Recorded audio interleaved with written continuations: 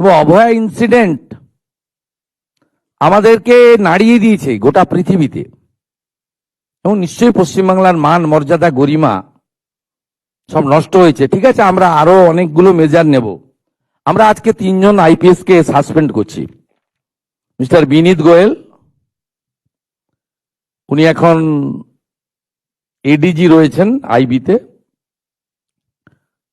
আর আরো 2 জন আইপিএস, শ্রীমতী ইন্দিরা মুখার্জি এবং শ্রী অভিষেক গুপ্তা। এই 3 জনকে আমরা আজকে সাসপেন্ড করলাম এবং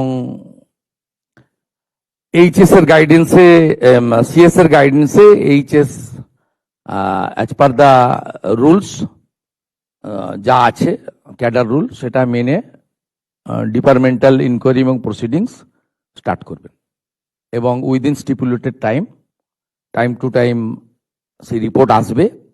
যেটা প্রেসকে বলার বলবো, যেটা ডিপার্টমেন্টাল অ্যাকশন নেওয়ার আমরা নেব, এবং যেটা আমাদের যেহেতু ইউনিয়ন ক্যাডার, যেটা আমাদের ইউনিয়ন ক্যাডার ওনার যে কন্ট্রোলিং অথরিটি, সেখানে জানানোর আমরা জানাবো।